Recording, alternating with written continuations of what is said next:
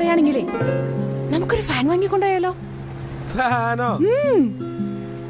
ചേട്ടങ്ങടി കേട്ടാ സെബിയുടെ പരതാമസത്തിന് ഫാൻ വാങ്ങി കൊടുക്കാന്ന്. നമുക്ക് പറ്റുന്നല്ലടാ നമ്മള് കൊടുക്കുക. എന്റെ പൊന്നു കുരുവിയേട്ടാ, എന്നാലും അത് കുറച്ച് കടന്ന കൈയല്ലേ. പിന്നെ അല്ലാതെ അത്രയും വെല്ലുക്കാട്ട വീട്ടില് നമ്മുടെ ഫാനും കൊണ്ട് ചെന്നിട്ടുണ്ടെങ്കിൽ ചുമറ്റുമേരി ചെയ്യാൻ പറ്റും പറ്റി പിടിച്ചിരിക്കണ പോലെ ഉണ്ടാവും. നമുക്കൊരു കാര്യം ചെയ്താലോടാ, ഒരു 2 ലക്ഷം ഉറുപ്പ്യ വില പിടിക്കുന്ന ഒരു സോഫ സെറ്റ് വാങ്ങി കൊടുത്താലോ? നടക്കണ കാര്യം വല്ലതും പറ. സോഫ സെറ്റ് 2 ലക്ഷം ഉറുപ്പ്യയുടെ എന്തിനാ അവരെ പിന്നാമ്പുറത്തിടാനാ? അത് കോടികൾ ചെലവാക്കിയിട്ടുള്ള വീടിന് കൊട്ടാരാണ്. അത് കൊട്ടാരം എന്ന് വെച്ചിപ്പോ നമ്മളെന്തൂട്ടം ചെയ്യാ? ക്ഷണിച്ചു തിരിക്കുമ്പോൾ എന്തേലും കൊണ്ടുകൊടുക്കുക. സേബിച്ചനങ്ങനെ ആകുന്ന ബന്ധമൊന്നുമല്ലട്ടാ, ഇവിടെ നാത്തുന്റെ ബന്ധാണ്. ഉന്നതങ്ങളുടെ പിടിപാട്. അതാണ് സിനിമാ നടി ഹണി റോസ് ഒക്കെ വന്നിട്ടുണ്ടെന്ന്. എടാ സിനിമകൾ എടുക്കണ കമ്പനി ഉണ്ടവനെ. ആഹാ, അപ്പൊ ആ വീട്ടിലൊക്കെ നമ്മള് ഫാനും വാങ്ങി പോണേ? നീ തന്നെ ഫാൻ വാങ്ങേണ്ട കാര്യം പറഞ്ഞു ഞങ്ങളാ. അല്ല, നമ്മള് പറഞ്ഞ പോലെ ഉണ്ട്. ഞാനൊരു കാര്യം പറയാം, നമുക്ക് നല്ല വൃത്തിയുള്ള ഒരു കർത്താവിന്റെ രൂപമാണ് കൊണ്ടുകൊടുക്കാം. അതിന്റെ മൂല്യം വേറെ ഒരു പ്രസന്റേഷനും ഉണ്ടാവില്ല.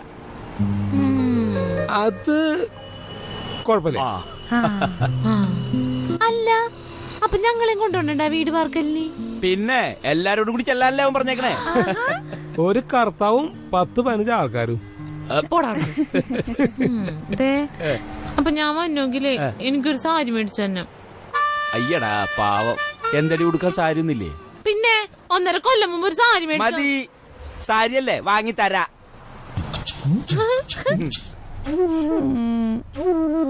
നീ നോക്കണ്ട, നിണ്ണക്കം പെട്ടെന്ന് ഞാൻ അതും പറഞ്ഞിട്ട് മേടിച്ചതാ പറ.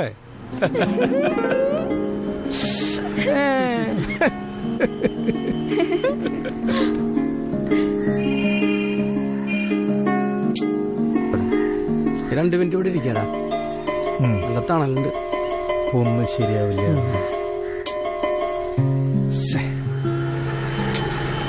നീ എന്തുട്ടെങ്ങനെ ടെൻഷൻ അടിക്കണേ?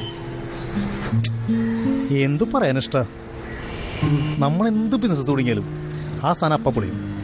ഓരോരുത്തന്മാർ ഓരോ ദിവസം ഓരോ ജ്വല്ലറി ഉദ്ഘാടനം ചെയ്യണേ. അവന്റെയൊക്കെ തലയിൽ വരച്ചത് നമ്മുടെ എവിടെയെങ്കിലും വരച്ചാൽ മതിയായിരുന്നു. നിന്റെ വീട് വടക്കാഞ്ചേരി അല്ലേ? അപ്പൊ അതായ കുഴപ്പം? അതല്ല, വടക്കാഞ്ചേരി പുതിയ മേൽപ്പാലത്തിന്റെ അടുത്തല്ലേ? അതിനിപ്പോ കുഴപ്പം?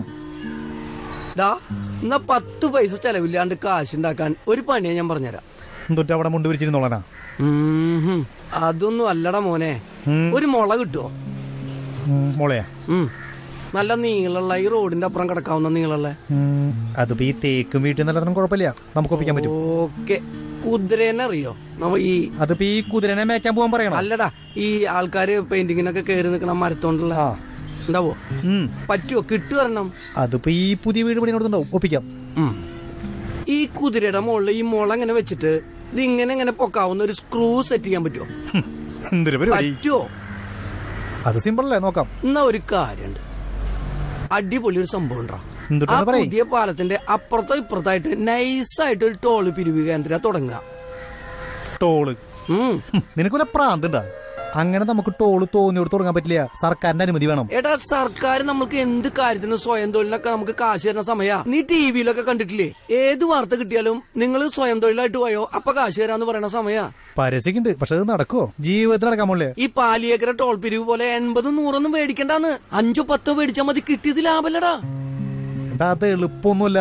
ഈ ടോളൊക്കെ തുടങ്ങിയ പോലീസ് പൊക്കും. പോലീസുകാർക്ക് എന്താ കാശ് കൊടുത്താ അവരെടുക്കില്ലേ? പൈസ കൊടുത്തവർ മേടിക്കും. പിന്നെന്താ? പക്ഷേ അതിങ്ങനെ അത് നടക്കില്ലടാ. ഈ കുതിരയും മോളെയൊക്കെ വെച്ച് കിട്ടിയ ഒരു ലുക്കില്ല. അതിൽ ടോള് വരുമോ? തമിഴ് ലോറിയൊക്കെ വന്നാല് ഒരു വെയിറ്റില്ല നമുക്ക്. മുള കണ്ടാല് ശരിയാവില്ലടാ. അല്ലടാ, നീ ആ വയറ് കുറയ്ക്കണ മറ്റേ ബെൽറ്റ് കാണുന്നിരുന്നില്ലേ? അതെന്തായി?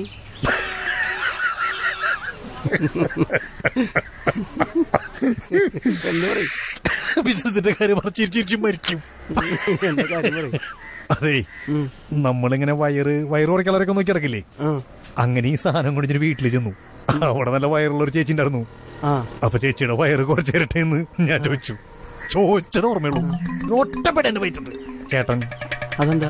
ആ ചേച്ചി ഗർഭിണിയായിരുന്നു. അതിന്റെ കയ്യിലാണ് അതിന്റെ 10 വരായിട്ട് ഗർഭായിരുന്നു. അതിന്റെ വയറ് കുറച്ചിട്ടാണ് ഞാൻ പറഞ്ഞത്. എടാ പൊട്ടാ, ഗർഭിണിയായവരുടെ വയറ് വേറെ കണ്ടറിയാം. നമ്മള് കച്ചവടക്കാരെ ശ്രദ്ധിക്കണം. അതെങ്ങനെ? ഈ വയറ്റിലുള്ള കുട്ടി ഇങ്ങനെ ചവിട്ടുമ്പോ അങ്ങനെ മുഴക്കില്ലേ, മനസ്സിലായ? ആ സാധനം നമ്മൾ വേറിട്ട് നോക്കിയിട്ട് വേണം പറയാൻ. എടാ, കച്ചവടം നടത്താനാ നമ്മൾ പോണേ. വീട്ടിലിങ്ങനെ പെണ്ണുങ്ങളുടെ വയറുമലേക്ക് സൂക്ഷിച്ചു നോക്കിയാ അതിനുള്ള അടി വേറെ കിട്ടും. അതൊന്നും നടക്കില്ലടാ. വേറെ പരിപാടി നീ പറയും. പട്ടിണിയെടുത്ത് മനുഷ്യ ചാവറായി. ഓരോരുത്തർ ഓരോ സായിപ്പന്മാരൊക്കെ മണ്ണും വെള്ളമൊക്കെ വിൽക്കുക. നമ്മൾ മാത്രം ഒരു തേങ്ങ മനസ്സിലാവാണ്ട് ഇങ്ങനെ ഇരിക്കുക. എന്തുട്ട് പറഞ്ഞേ? എന്തുട്ട് പറഞ്ഞേന്ന്? സായിപ്പന്മാരുടെ കാര്യം പറഞ്ഞതാ. സായിപ്പന്മാരോ? എന്ത്? ശരി, മണ്ണും വെള്ളമൊക്കെ വിൽക്കാന്ന് നടക്കാൻ ബുദ്ധിമുട്ടാവും. മണ്ണ് വെച്ചിട്ട് കലക്കലക്കും. മണ്ണ് വെച്ചിട്ട് കലക്ക്? ആ കലക്കല്ല, ഈ ഇപ്പോഴത്തെ ആൾക്കാരെ കണ്ട ഭയങ്കര പ്രകൃതി സ്നേഹ. മണ്ണ്, വൈക്കോല്, പുല്ല്, കാടിവെള്ളം, ഈ വക സാധനങ്ങള് ചാണകം വരാൻ മുഖത്ത് വയ്ക്കുക ആൾക്കാർ സൗന്ദര്യ പ്രകൃതിയിലേക്ക് വരാൻ വേണ്ടിട്ട്. ഇത് കണ്ട നീ?